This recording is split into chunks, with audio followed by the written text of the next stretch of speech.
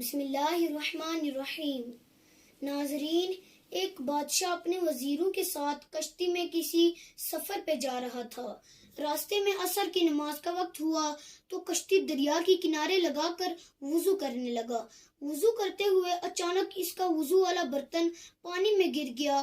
بادشاہ نے وزیروں کو آواز دی اور کہا کہ اس کا وضو والا برتن پانی میں گر گیا ہے۔ ایک وزیر نے پوچھا، بادشاہ سلامت، برتن کس جگہ پہ گرا ہے؟ بادشاہ سلامت نے اپنی ہیرے کی قیمتی انگوٹھی اتاری اور پانی میں پھینک کر کہا کہ اس جگہ پہ گرا ہے۔ وزیر نے اس جگہ دریا میں چھلانگ لگا دی اور برتن لے کر باہر آ گیا۔ وزیر جب برتن باہر لے آیا تو برتن میں جھانک کر حیران ہو گیا کہ بادشاہ کی انگوٹھی اسی برتن میں پڑی ہے۔ وہ حیران اور پریشان ہو کر بادشاہ کو دیکھنے لگا اور کچھ دیر سوچنے کے بعد کہا، بادشاہ سلامت، آپ کے اس غلام نے کئی سالوں تک آپ کی خدمت کی ہے۔ اب میں بڑھاپے کے قریب ہوں اور مزید آپ کی خدمت کرنے سے قاصر ہوں، چنانچہ اب میں آپ سے رخصت چاہتا ہوں۔ بادشاہ نے وزیر کو بہت روکا، لیکن وزیر کے بے حد اصرار پر بالآخر بادشاہ نے اس سے کہا کہ ٹھیک ہے، اگر تم جانا چاہتے ہو تو چلے جاؤ۔ وزیر اس وقت بادشاہ کو خیر بات کہہ کر کشتی سے اترا اور جنگل کی طرف چل دیا۔ بادشاہ بھی اپنی کشتی پہ سوار ہو کر آگے کی طرف چل دیا۔ کافی دور جانے کے بعد یکایک دریا میں سیلاب اٹھا اور کشتی غوطہ کھا کر الٹ گئی۔ بادشاہ دریا میں ڈوبنے ہی والا تھا کہ اس کے ہاتھ میں ایک لکڑی کا تیرتا ہوا صندوق آ گیا۔ بادشاہ اس صندوق پر بیٹھ گیا۔ صندوق بادشاہ کو لے کر تیرتا ہوا کئی میل دور ایک انجان بستی کے ساحل پہ جا لگا۔ بادشاہ نیچے اترا اور اس بستی میں چلا گیا۔ بھوک اور پیاس کی وجہ سے بادشاہ کا حال برا تھا۔ چلتے چلتے اچانک بادشاہ کی نظر ایک شخص پر پڑی جو اپنی ریڑھی پر بنے ہوئے چنے بیچ رہا تھا۔ بادشاہ اس شخص کے پاس گیا اور اس سے کہا کہ میں یہاں مسافر ہوں، میں کشتی میں سفر کر رہا تھا کہ یکایک سیلاب آیا اور میرا تمام ساز و سامان اور اشرفیاں دریا میں بہہ گئی۔ بڑی مشکل سے جان بچا کر ادھر پہنچا ہوں۔ اب میرے پاس کھانے کو کچھ نہیں، تمہارا احسان ہوگا کہ کچھ چنے کھانے کو دے دو۔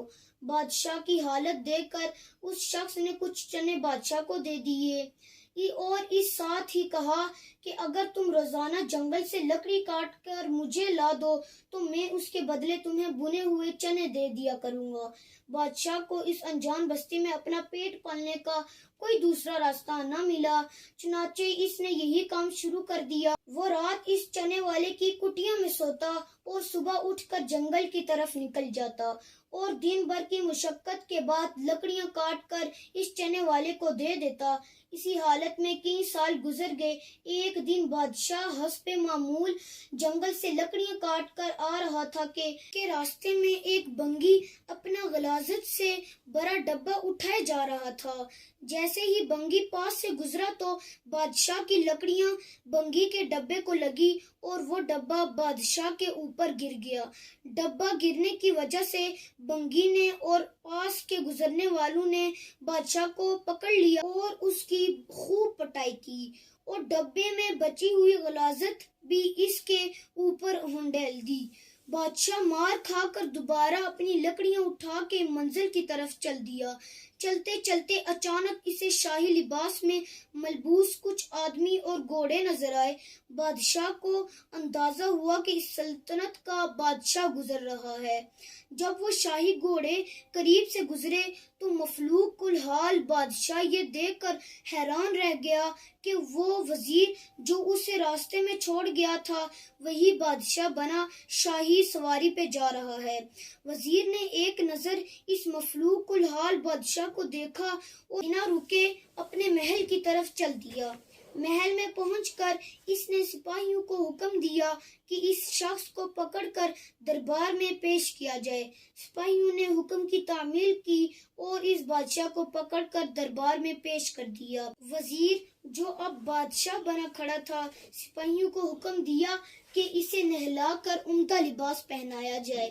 جب اسے نہلا کر اور عمدہ لباس پہنا کر سپاہیوں نے دربار میں پیش کیا تو وزیر نے کہا، بادشاہ سلامت، جس دن آپ نے اپنی قیمتی انگوٹھی پانی میں پھینکی تھی، اس دن سے میں بہت حیران ہوا، اور اس سے زیادہ حیران و پریشان میں اس بات پر ہوا کہ وہ انگوٹھی اسی برتن میں جا گری۔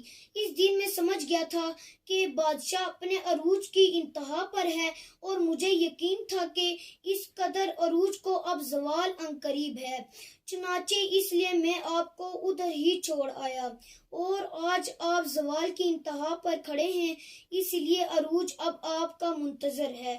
اس کے بعد وزیر نے بادشاہ کو گھوڑے اور تحائف دے کر اپنی سلطنت کی طرف روانہ کر دیا۔ پلیز اسی طرح کی انفارمیٹیو ویڈیوز دیکھنے کے لیے ہمارے چینل غوثیہ ٹی وی UK کو سبسکرائب کرنا اور بیل آئیکن کو دبانا نہ بھولیے۔ وآخر دعوانا ان الحمد للہ رب العالمین۔